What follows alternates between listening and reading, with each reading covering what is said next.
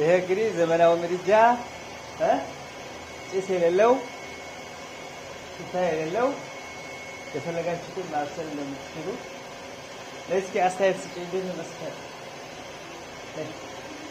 አሁን ስታዩ እንዴት መስራት? ጭስ አለ የለም? ጭስ አለው የለም? የሚታይሽ ጭስ ሽታ ሳለ የለም? ስታዩ እንትኑ እንዴት ነው አሰራሩ? ለውዝ ለቲክቶክ ነው ነው ለስራር ላይ ማለት ነው። ይሄ ሆቴሉ ማን ይባላል? ቤተ መርዛት። እኔ ደግሞ ባለሙያው መምህር ተፈራ ፍሪጥ ጋር እባላለሁ። ያው ይሄ ዘመናዊ ምድጃ ከፈለጋችሁ ወደ ሶላር መቀየር ትችላላችሁ። ከፈለጋችሁም በኤሌክትሪክ ሲስተም አንድ ብረት ድስቱ አይጠቁርም።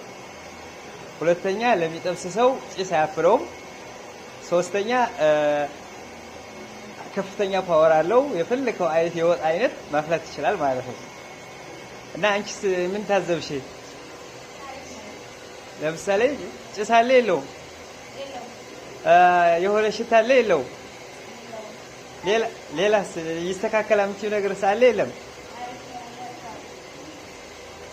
እንዴት ነው የእንጨት ምድጃና ይሄ ስታዩ እንዴት ይመስልሻል? ለምሳሌ አንድ ብረት ድስት በእንጨት ስናደርገው የምን ያህል ሰዓት ይፈጅ ይመስልሻል? አንድ የድስት ወጥ ማለት ነው። የብረት ድስት ለመስራት በእቺ የእንጨቱ ስንት ሰዓት ይፈጅብሻል?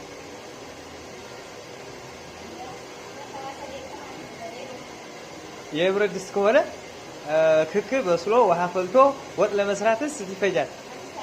አንድ ሰዓት። እንግዲህ ያው ሰዓትሽን ያዥና ይሄ ደግሞ በስንት ያህል ፈጥኖ እንደበሰለ አይተሽ ትነግሪያለሽ ማለት ነው። እሺ፣ አመሰግናለሁ። ይሄ ምዕራፍ ስጋና ቁርጥ ቤት ይባላል። ዛሬ ዘመናዊ ምድጃ አስገብተዋል።